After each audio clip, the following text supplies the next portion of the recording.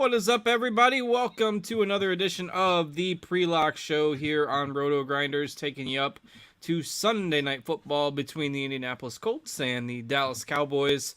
Not sure how the Colts got on primetime games in back-to-back weeks, but we don't make the schedule, we just break it down. So we'll see what becomes of the Colts in primetime again. They're pretty significant underdogs in this game, and we'll see if they can try to spring a road upset as the Cowboys look to keep pace with the Eagles there in the NFC East. The Eagles won again today. The Bengals, fresh off another big win over a good team in the AFC. They beat the Chiefs after beating the Titans last week. So we're kind of starting to see that playoff picture take shape in both leagues. So we'll see what this game does to add to that as we close out the Sunday slate. Many of you probably looking ahead to this game after what was a bit of a weird afternoon slate. Of course, if you had Lamar Jackson, it didn't work out very well for you. If you had any defense outside of Cleveland, it probably didn't work well for you. But we'll see what this game brings tonight. So I am Justin Van Zuiden, STL Cardinals 84. I've got TJ Zwarych alongside. TJ, what's going on today? How are you? Ready to break down this NFL slate. I'm doing pretty well. Hopefully the people watching aren't too sick of me yet after being on NFL and NBA Crunch Time already today. But we dolled out some good picks for NBA Crunch Time. Tim told people to save that last piece in your utility spots on DK for a guy like Andrew Nemhard, who in that last spot, just because there's a lot of Q tags in this last game of the day, and then we've gotten Halliburton and TJ McConnell ruled out. So Nemhard's going to be the starting one for Indiana today and should be in for a very big game. And our other picks were going pretty well. So hopefully we can keep that going today on NFL single game type stuff. For the morning full slate should have gone better, was double the field on Jalen Hurts, and every Jalen Hurts team had A.J. Brown and Devontae Smith on it, so it should have been a good day, but the combos just didn't quite make it. So we're on to the single game slate, and it's a fun little one. Yeah, interesting night with the way these teams match up and the options that are available. Will be interesting to see how you approach breaking it down. I've kind of got my thoughts. I did the premium lineup HQ taping a little bit ago, and kind of came away with my preferred approach to building lineups. We'll see if you agree, and we'll go through kind of how to best approach this game. It could be a lower scoring game. If Dallas gets a lead, it could be a quick game where they choose to focus on the running game. How do you see this game playing out? Do you think the Colts can keep this one competitive, or what do you see just as far as a game script tonight? I think Dallas handles this one fairly easily. I'm planning on playing a ton of Cowboys today. I'm like, if I were running a lot of lineups, I would be at least. I'm really only just running one tournament lineup today on FanDuel. Went pretty heavy on the main slate, so waiting for all those entry fees and winnings to crawl back in after that slate ends. So in the meantime, I'm just going to play something small, and it's really all about Dallas for me today. Even if I was going to play Matt Ryan, it would be in the captain or MVP in some Indy stacks if I was playing more lineups. But as it stands, currently not getting to any of him at all. And I wrote up in the expert survey today, I think I'd be looking to either play Ryan or Taylor today and not both in my lineups. Yeah, I think everyone's pretty much in agreement that Dallas should control this game. The Dallas domination build does kind of come together fairly well, and it is a bit of a unique slate in that our four projected highest owned captains on DraftKings are all non-quarterbacks. So we've got two running backs and two wide receivers taking up the four largest shares of ownership on this slate, which is not what you usually see. A lot of times on these showdown slates, you'll see the quarterbacks both popping near the top, but we've got Dak Prescott below those other skill players at just 8% ownership, and we've got Matt Ryan at just 5% ownership in the captain. I would wager that 13% combined projected ownership for the two quarterbacks in the captain spot is one of the lowest numbers we've seen in any showdown slate, definitely this year. But what's your takeaway with how you want to roll your captain exposure tonight?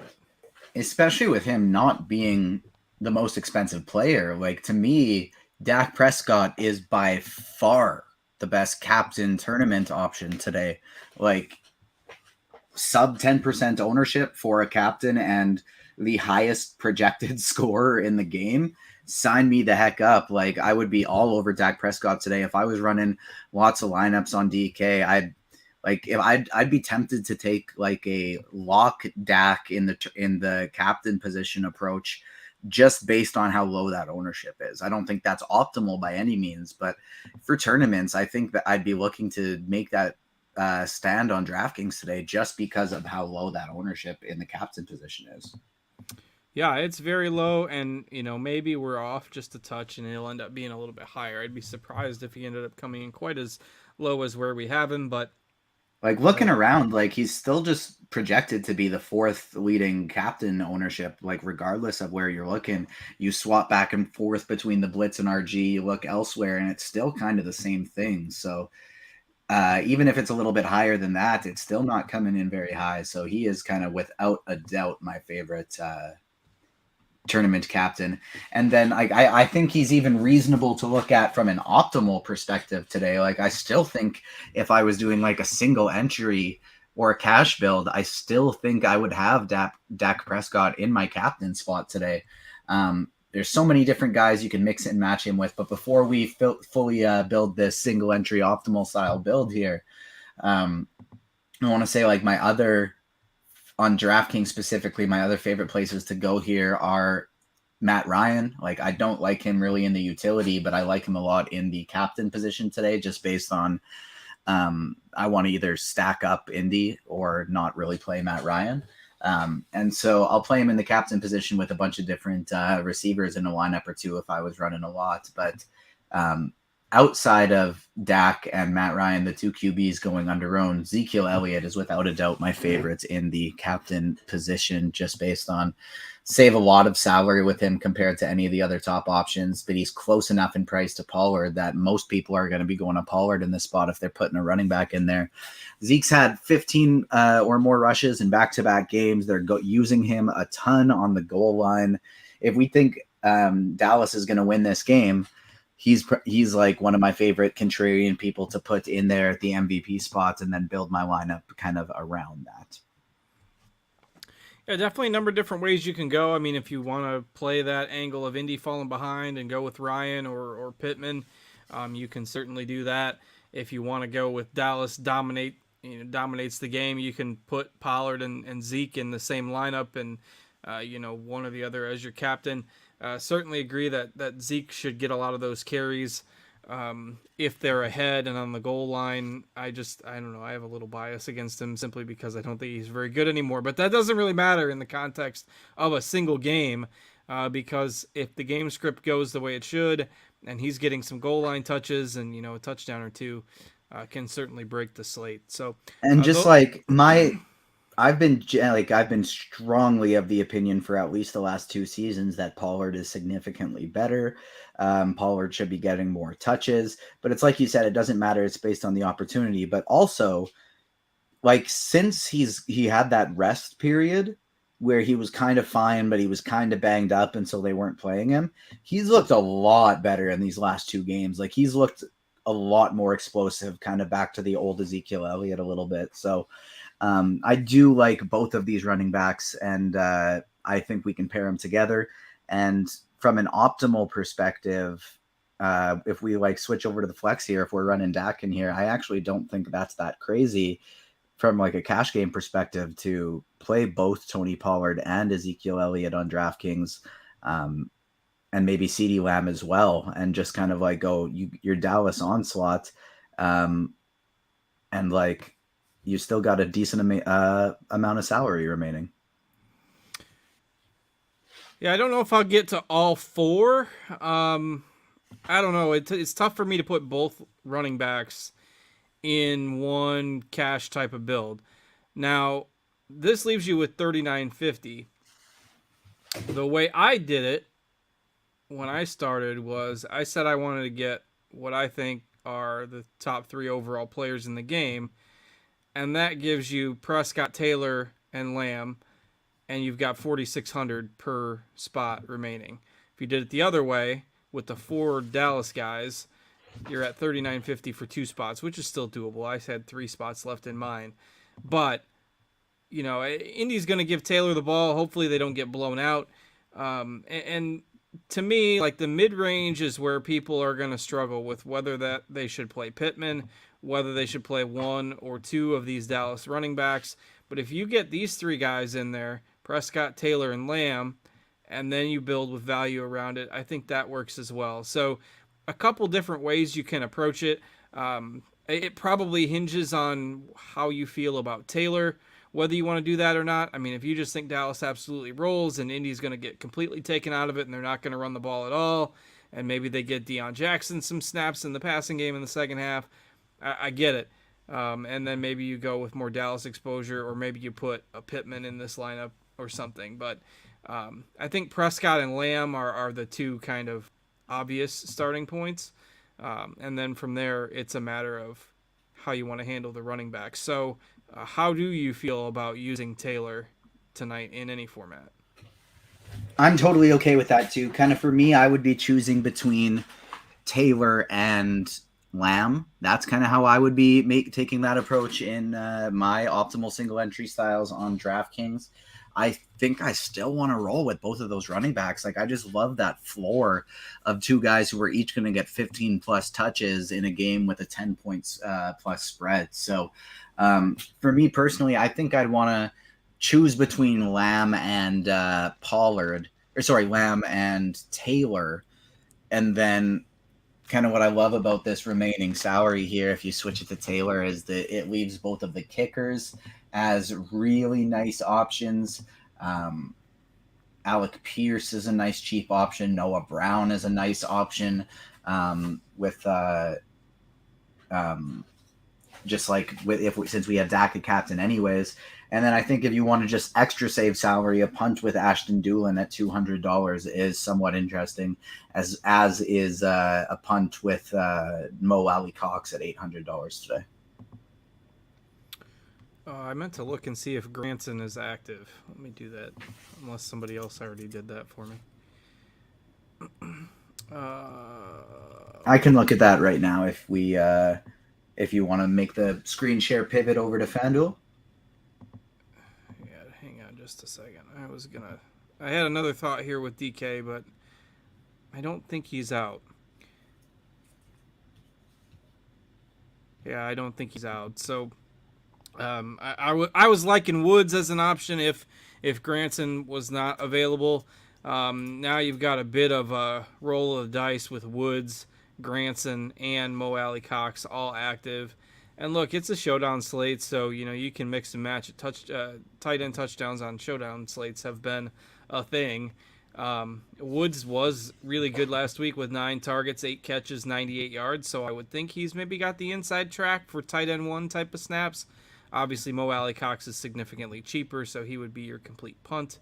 I don't mind using Schultz, but you put Schultz in here, you've got 2,900 for your final spots, so that leaves you a little awkward. I think you've got to stick with the Woods, the 2 kickers who you mentioned fit in there nicely, and Alec Pierce, who fits nicely in there as well. So, Pierce is only 3,800. I think he's a really interesting play. Obviously, he's very hit or miss, but he's operating as a 3rd wide receiver on a team that is probably going to be throwing in this game. So I think, maybe a little bit better suited to tournaments. Maybe you stick with the kickers or something in cash, and you go from there. You're going to have to leave one of the big name players out. Obviously, in this lineup, we've left out Lamb, but you kind of choose between Lamb and Taylor, or how you want to handle those Dallas running backs. And then you can route out your lineup for there. So anything else on DK for you? Nope, that's basically everything. All right, I will pivot it over to FanDuel here. And so on FanDuel specifically, talking about the MVP position, this is we can run through this part pretty quick for me because it's Dak Prescott is my optimal, Dak Prescott is my single entry QB, and then it's the same thing that we talked about on DraftKings. but there are even fewer people I want to take shots on because it's not point per dollar here. It's just the highest scorer, right? Their salaries don't change dependent on what position they're in. And so I like Prescott. Number one is my favorite there. And then in tournaments, I like going Matt Ryan. I like going Ezekiel Elliott. Those are really the two guys that I want to hone in on and focus on for my tournament MVP builds. If I was running a ton of lineups, I'd maybe take some shots on the kickers or Brett Mayer or Dallas defense, or maybe even a Michael Pittman. But with how heavily owned Jonathan Taylor, CeeDee Lamb, and Tony Pollard are coming in at the MVP position today, I would just rather roll optimally with Dak or go with one of these heavily under-owned guys like Matt Ryan or Ezekiel Elliott. Yeah, without the full point PPR, you do get a little bump to Taylor and Prescott as opposed to the wide receivers here on FanDuel, given the format. So that's why you see Prescott a little bit higher owned in the MVP on FanDuel compared to where we saw him at on DraftKings. And while we're at it, I want to make sure I remind you all about Stat Hero. If you have not heard of Stat Hero, it's a unique fantasy sports platform. It allows users to compete only against the house and not against the other players in the contest. You can participate in head-to-head style leagues where Stat Hero provides a lineup which you have to beat with your own, as well as pick'em style contests. You can also check out the Big Dime League, a season-long NFL leaderboard contest with up to $50,000 in prizes, which you can play all season long. Use promo code GRINDERS over there at Stat Hero. That will get you a 50% deposit bonus up to $250 if you are a first-time depositor over on Stat Hero. So check them out. They got a desktop site and the Stat Hero app. So check them out today and get that bonus if you are new to the site. All right, we've got an 820 lock with this one, and it kind of hit me when we were going through DK. Like, the amount of options that we have in this game is a little bit condensed compared to what we have in some other games. At least, you know, because the game is projected to be low scoring, because we don't want to go through all the permutations of the Colts since they're expected to be trailing. We're going to have a little bit of time to kill. So if you guys got some questions, feel free to throw them in the YouTube chat. Throw them in the RotoGrinders Discord. If you're a premium subscriber, we'll make sure we get to those here over the next 15 minutes because we've got plenty of time. So let's just kind of roll through the positions here again with FanDuel in mind. Matt Ryan, you like him as MVP? Is he still a nay in the flex for you on FanDuel? Yes, unless Ezekiel Elliott is my MVP. Like, on FanDuel, I find lineup building to be a lot more strategic than it is on DraftKings today. On DraftKings, because of the way salary is structured and more so the amount of players you can fit in your lineup, I just want to plug in the best players in this game. Like we talked about, choose between Taylor or Lamb, get the running backs in there. That's kind of like how I like to roll it. But on FanDuel, to me, it's very dependent on the lineup. I want my lineup to tell a story. So if I'm playing Matt Ryan today, I either want it to be in the MVP with the cold stack or in the flex with Ezekiel Elliott as the MVP, where I'm thinking Dallas gets out to a big early lead. They're running the ball a lot. He's got a ton of Zeke is getting very involved in the rushing game, rush for some early touchdowns, and therefore Matt Ryan has to throw. And so if I'm running Zeke in the MVP, I'm basically making sure I include one of two players in the flex with him, and that's Matt Ryan or it's the Dallas defense. I would want one of the two, if not both, but one of the two in every single Ezekiel Elliott lineup at MVP. But from a optimal perspective, a single entry, I would still want Dak Prescott as like my favorite MVP. Yeah, I'm not really on board with Ryan too much in the flex either, outside of those kind of builds that you discussed. And I had mentioned earlier that, you know, the Dallas domination build does kind of work out. Let's say you want to do, let's do Zeke in the MVP here. Play both running backs, Zeke, Pollard, Dak. Careful here, Cards. I don't want you putting my lineup out there to the people. Dallas defense. I mean, this is the Dallas domination build, which it comes together fairly easily. It leaves you $8,500. You take a punt from the Colts, and you round out your lineup. So if you think that Dallas is going to win this game 31-3, then this is the type of lineup you should be building.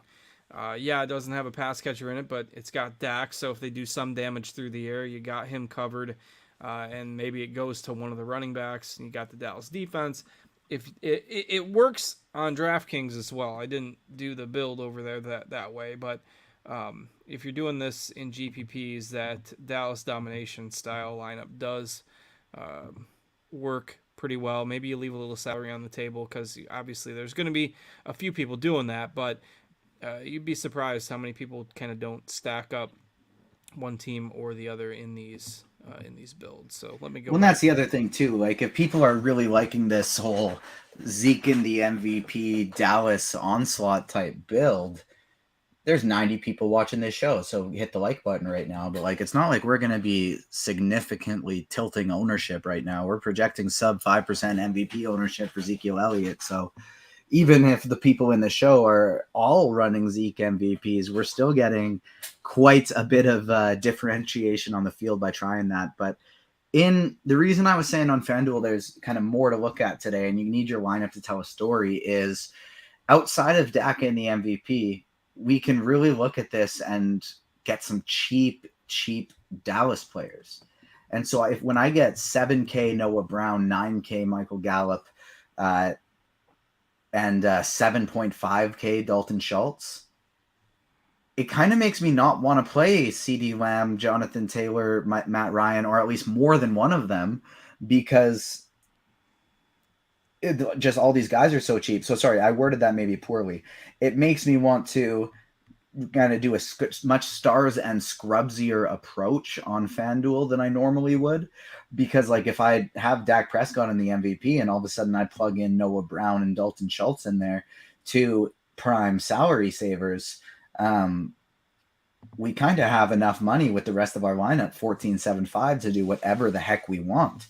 We can choose between Matt Ryan, Jonathan Taylor, Tony Pollard, Ezekiel Elliott, CeeDee Lamb, Michael Pittman. Where did you start? What was your starting point here on this type of lineup? I lost you. Noah Brown and Dalton Schultz. Like in the flex here? Yeah, in the flex. So we got the tight end 1 and wide receiver 3 for Dallas, and now all of a sudden you have 14.75, as much money as you want to fill out with any two players remaining on the board, and you got the quarterback for the favored team in the MVP and the tight end 1 and the wide receiver 3, two guys who are going to be on the field for a lot. So I think this is a very interesting way to start your lineups on FanDuel.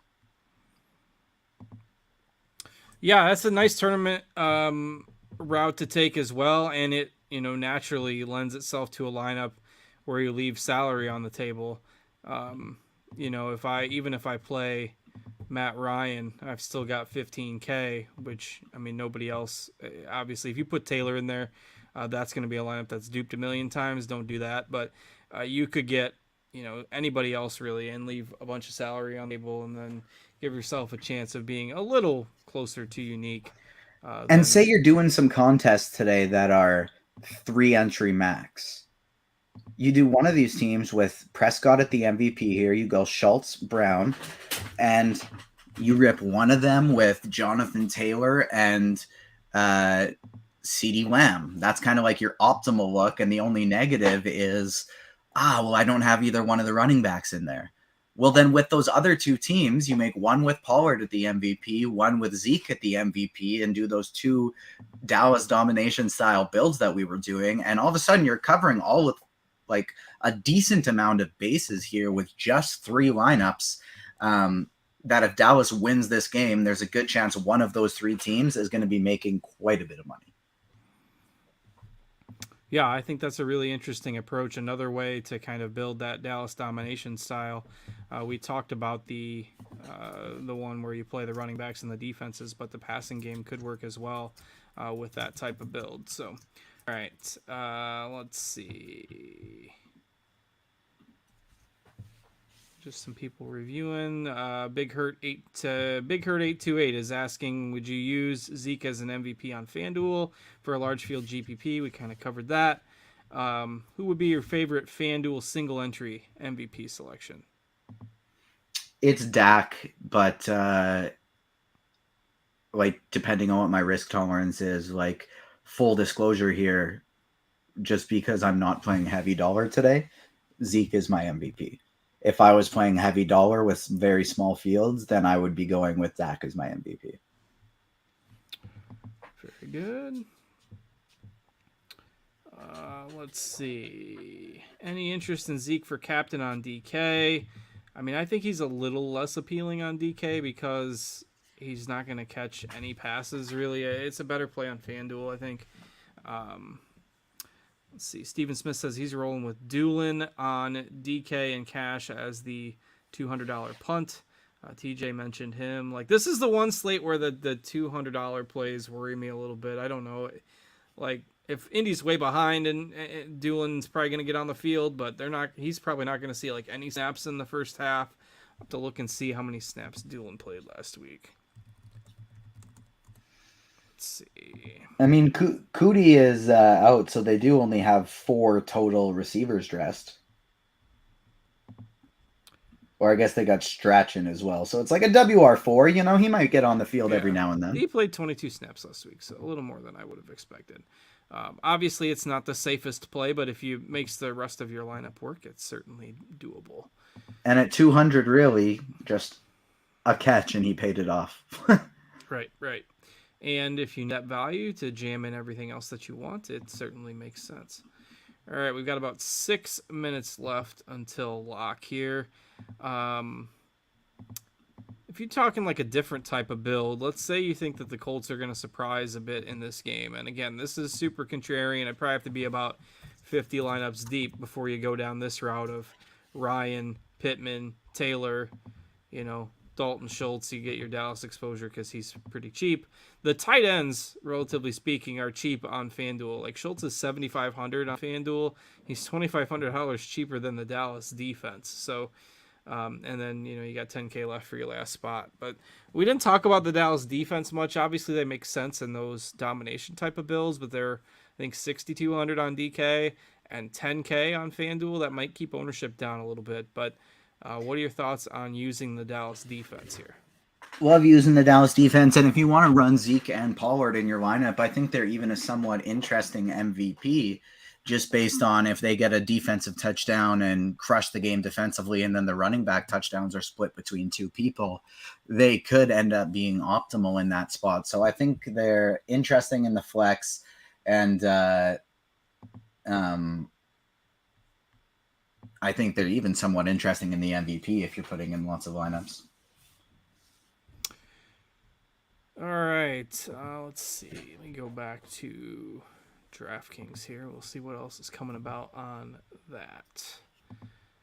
People are trying to finalize their NBA lineups with the last game of the slate locking in about 45 minutes, I believe. It was a really tough NBA night. I wrote this in our Core Plays article today, but a tough NBA night because all the injury news was with the last game of the night, which was 3 hours after all the other games. And so you mentioned off the top that Halliburton is out, and we have since got word that both Josh Hart and Damian Lillard will play for Portland. So if you are trying, and Drew Eubanks is back as well. So if you're trying to finalize those NBA lineups, you do have the news for all the active and inactive players with that last game of the night. So don't forget to change those around. All right, back to DraftKings. I got to go back to the Showdown build here.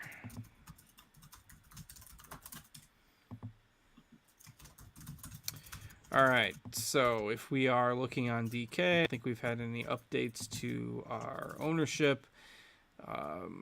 All looks pretty similar. Still got Prescott as the highest owned flex play, but low owned in the captain, which still seems strange to me. I mentioned a few minutes ago building that Dallas domination build on DK, and that it works out well over there also. So if you go with Prescott, you go with both running backs, you go with the defense, and then you've got like Alec Pierce or somebody from the Colts. You still got $8,700 for your last spot. So the Dallas Nation build works the same on FanDuel as it on DraftKings as it does on FanDuel. If you put one of the running backs, I'd probably captain Pollard, and then Zeke in the flex, And then Dak, now I've got $9,700 for my last spot. So works out kind of the same way as it did on FanDuel. Michael Gallup is a guy we didn't talk a whole lot about. Any interest in him today? I think he's one of the only guys we really didn't discuss. Came in with a Q tag with an illness, but seems like he's fine. Yeah, I like me some Gallup today. I like him more on FanDuel than I do on DraftKings, where he'll get a little more, like where you're looking for something like a long touchdown. Obviously, it helps on both sides, but it's even better on FanDuel. Like, I don't see Gallup as a guy that is going to catch 10 balls. I see him as a guy that will get 3 or 4 deep shots thrown to him every game. So I like him more on FanDuel than I do on DraftKings, but I like him there as well. And then in terms of these indie receivers, kind of prioritizing them, for me, I think like Paris Campbell is probably my favorite on the board just because of that 5.2 price tag. I'd rather go to him over Michael Pittman in this spot.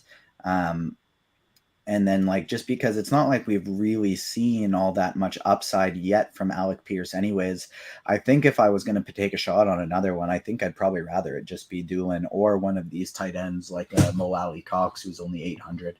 For me, like that's one of the reasons why I would in some lineups probably not play an Indianapolis player if I didn't have to. And so I don't hate the idea of just having a $200 or $800 be the only Indianapolis player that I play in a lineup. Yeah, I think that totally makes sense. Obviously, make sure to get your final changes saved. We're down to the final minute or so before lineup lock now. But that Dallas domination 5-1 type of build, I think it has more merit on this slate than it has had on some others. So, all right, well, that should take care of our analysis. I think we've gotten through everything. TJ's done good at keeping an eye on the questions in the YouTube chat, the ones that we have not spoken about on the air. And I think that'll get ready to wrap it up. So again, lock coming here. By the time this gets across, we will be there. And so it's probably time for us to go ahead and call it a night. Will be a busy Monday night on RotoGrinders as well. We will be bringing back this video for Monday Night Football. We'll have our usual Monday Night NBA content. Of course, check us out, rotogrinders.com, also scoresandodds.com for all your sports betting needs. TJ, anything from you before we get out of here? My favorite tournament play on the NBA expert survey today and my favorite tournament spend up on Crunch Time today was Anthony Davis, and he's up to 85 DraftKings points today. We told people to play Jaylen Brown in cash. He's got 65 DK points, so excited about this little NBA slate we help people build today. Hope they make some money. And in the meantime, let's hope this NFL slate goes well for us. Now that we have hit lock, I'm kind of interested just to take a peek here before we go to see what Ezekiel Elliott's MVP ownership is on FanDuel, because I did play him there in my one little lineup here. 7%. We got Dak at 35% in the $9 one and Zeke at 7%. So a little higher than I had hoped, but still not too bad. All right. So with that, we'll get out of here. Good luck, everybody, with all your lineups. We'll catch you back here tomorrow for another night of sports action here at RotoGrinders. Have a good evening, everybody. For TJ and for our producer, Steve, I am Justin. We'll see y'all later.